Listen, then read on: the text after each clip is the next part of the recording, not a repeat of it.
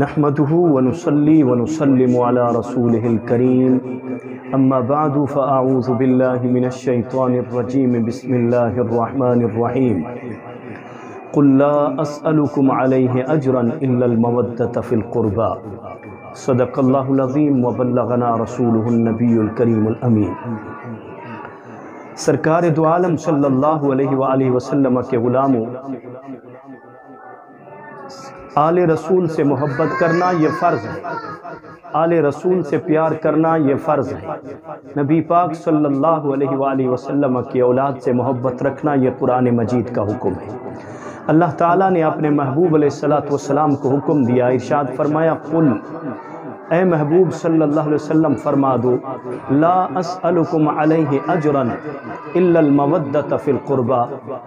کہ میں اس پر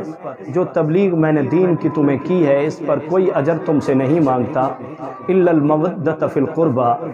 مگر یہ کہ اپنے قریبیوں کی محبت مانگتا ہوں، ان سے مودت کرو، ان سے الفت رکھو۔ تو اس سے مراد اہل بیت مصطفیٰ علیہ السلام ہیں، بالخصوص حضرت سیدنا علی المرتضیٰ، سیدہ فاطمہ الزہرا اور حسن حسین رضی اللہ تعالی عنہم ہیں۔ نبی پاک علیہ السلام کے غلاموں،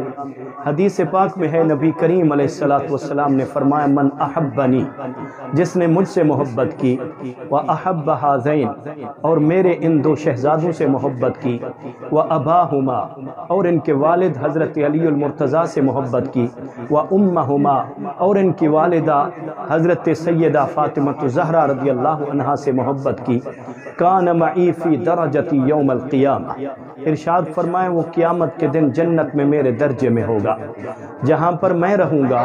وہاں پر یہ غلام کی حیثیت سے میرا امتی جو میری آل سے محبت کرنے والا ہوگا وہ بھی ہمارے ساتھ رہے گا۔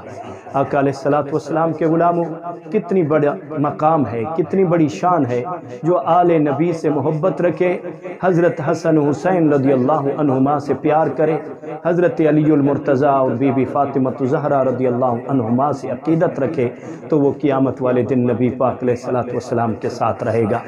حدیث پاک میں ہے سرکار دو عالم صلی اللہ علیہ وآلہ وسلم نے حضرت امام حسن مجتبی رضی اللہ تعالی عنہ کو اپنے کندھوں پر اٹھایا ہوا تھا اور اس طرح دعا کر رہے تھے، اللہم انی احبہ